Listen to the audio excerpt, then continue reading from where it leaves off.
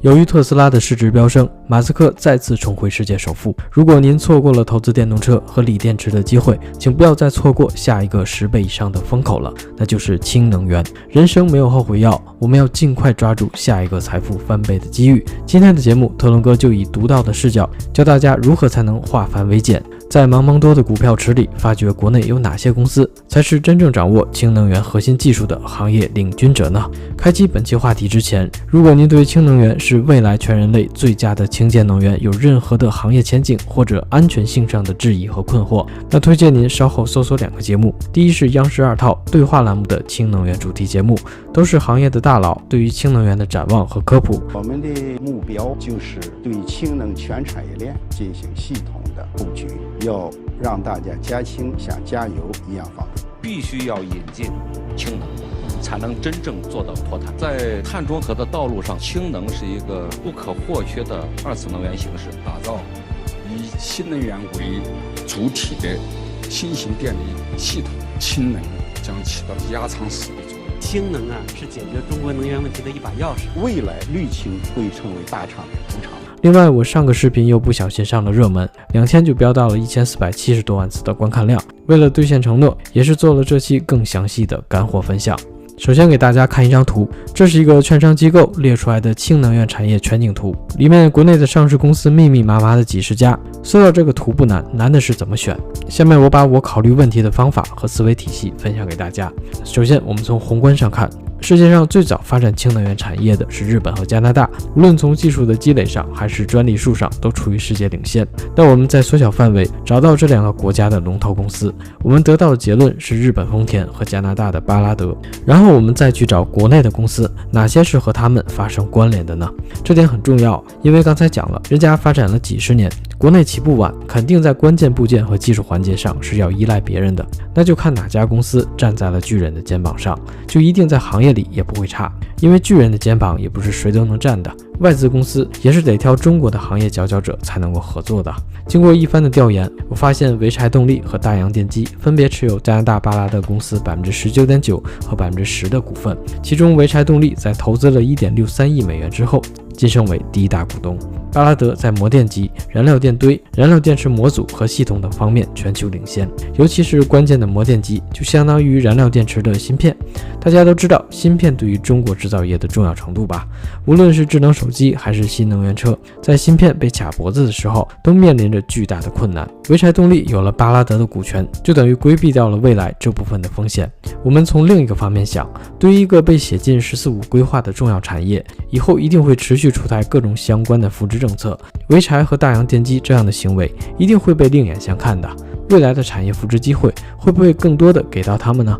我想起来，同样是大举海外并购的企业，苏宁和万达为什么一个濒临破产，一个低调的都不敢露面了？他们海外投资了个啥呢？好像是约好了一样，都去欧洲买了个足球队，当了国际米兰和马德里竞技的大股东，还有接盘了人家美国都不要的落后的电影院线，在西班牙的市中心建设商场，促进当地的经济，拿了在国内赚的钱跑去欧美消费投资了。看看潍柴动力和大洋电机这种直接出手就是世界上掌握核心技术的企业，而且在未来几十年都是朝阳产业，还没有花多少钱。要知道巴拉德在燃料电池领域已经深耕了30年，烧了几十亿的美元的研发经费，积累了极为深厚的技术沉淀，全球无人能及。你只拿了1个多亿换人家30年的研发成果和几十亿的研发经费，这给我100次我换100次啊！潍柴通过这次的收购，很有希望大大缩小中国燃料电池汽车与国外先进技术的差距，助力实现我国新能源汽车弯道超车，就像中国的高铁一样，创造出一个全新的氢燃料电池支柱产业。说了半天巴拉德那么强，那么中国有没有追赶巴拉德的公司呢？还真是有一家，就是北京的易华通。我们看到即将举办的北京冬奥会将采用100多辆日本丰田提供的氢燃料车来为奥运会服务。丰田也宣布和易华通共同成立了氢燃料电池的合资公司，双方各出资了50%。易华通的前身叫做氢能华通，氢能谐音为氢能，就是做氢燃料电池的，名字中包含氢和华2字，意喻着背景就是清华大学，号称是由清华大学的欧阳明高院士团队孵化出来的公司。说到这大家就明白了，这个看似不大，而且如果不是科创板改革都不够上市资格的公司，为什么被寄予厚望了吧？背靠中国最高等级学府的科研团队，自然吸引到了丰田的注意。猛龙过江也是得找地头蛇的啊！我们不需要多做调研，因为丰田的选择已经给了我们答案，谁才是国内氢能源的技术龙头。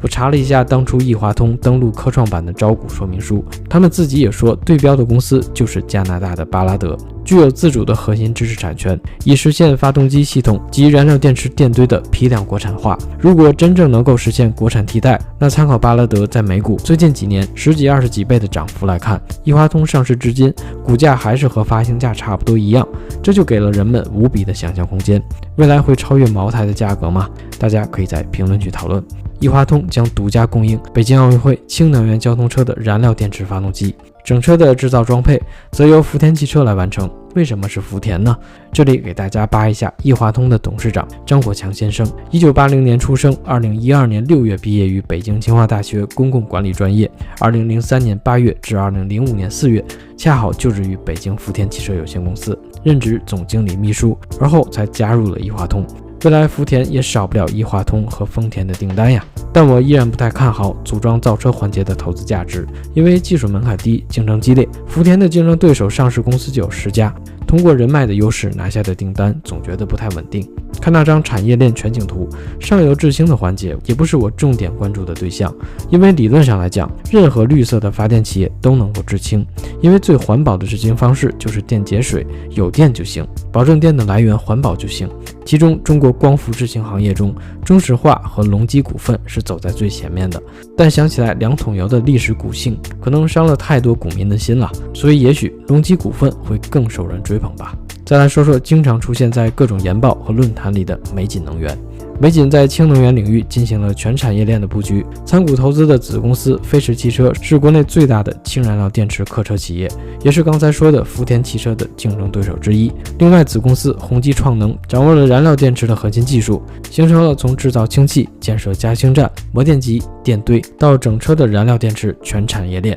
这里有个被大多数人忽视的点，我要提醒给大家，电堆的迭代发展也是一个你死我活的竞速游戏。国内的企业一直都是买巴拉德的电堆专利，美锦能源坚持投入巨资来研发自己的电堆系统，一旦被巴拉德率先推出下一代的产品，那所有的前期投资就会全打水漂。如果作为直接的竞争对手，巴拉德只要是不卖给美锦能源下一代的技术专利，美锦整个的产业链就会陷入僵局。以前的巴拉德是纯外资企业，一个专利恨不得反复的卖给尽可能多的国内企业，可现在有了中国的大股东作为美锦能源的直接竞争对手，未来会不会有选择性的专利授权呢？这种高科技的系统，新一代的推出不是让老一代降价，而是让老一代完全没法用，因为新的不仅性能优越，寿命长，而且成本还更低，老一代连降价都卖不出去。可以参照数码产品里的内存和芯片，全都是新一代吊打上一代。这里又不小心说一点行业内部的干货知识，不知道会不会被和谐掉，请看到这里的朋友来一波点赞关注特能哥的频道，甚至下载保存，方便以后反复观看。这个表里面的公司太多了，挨个讲估计3天3夜都讲不完，下面我就简短的再挑几个我觉得有特点的吧。其中贵研铂业是贵金属的龙头公司，主营的业务为铂系金属的深加工。要知道铂金是燃料电池主要阳极催化剂的原料，是构成电池成本最贵的部分。科普一下啊，催化剂是磨电极的关键材料之一，我还是围绕着氢能车的核心部件磨电极来扩展的啊。在工业化生产方面，日本、英国、比利时等国外供应商的催化剂制备技术处于绝对的领先地位，国内目前参与到该领域的厂商基本上就贵研铂业一家。只要是想要氢能发电，就需要催化剂，大家可想而知啊。再有就是在氢气的运输环节，为了保证氢气使用的安全，就必须得冷却。我注意到雪人股份是制冷设备的龙头，压缩机技术也是在全球领先，而且公司为了技术升级进行了多次的海外并购，参股了瑞典的 SRM、 美国的 CN 等公司，涵盖了燃料电池空压机、电堆、氢气循环泵、水电解制氢设备、加氢站建设以及成套设备氢燃料电池，拥有完整的氢能源产业链。以上这些分析都是我独自思考而来，由于自己的精力有限，总结的不全，无法对您构成投资建议。我也希望观众多留言补充和指正。我不是说这些公司的股价一定会马上起飞，因为炒作哪些票最根本的原因是这些票在谁的手里，懂得都懂，我就不多说了。我这期节目主要是给大家避坑，或者筛选出真正有核心资源的公司。因为风口来了，连猪都会上天，但是大潮退去的时候，只有金子才依然会发光。他们在我眼里都是有潜力成长为白马股的优质公司，哪怕是一开始没有被资金追捧，机构也一定会想方设法进来的。咱们普通的老百姓要想洞察把握行业的机遇，其实看2个地方就够了，一个是看新闻联播，二是看美股的一些概念表现。先后顺序一般都是美股先启动，然后等新闻联播印证国内也要大力复制了，这就板上钉钉可以中长线持有了，就这么简单。每期节目发布之后，我都会收到很多朋友的私信，我也没有办法一一回复了。我是有个计划，每天把我的一些干货经验以文字的形式分享在某某星球的粉丝团里面，来和大家更密切的交流。新闻联播大家都能看得懂，但是关于国外的资讯，如果朋友们想要第一时间接触到的话，那就请关注特农哥的频道吧。我来替大家节省宝贵的时间，每周更新，帮您提升认知，丰富您的谈资。我们下期再见。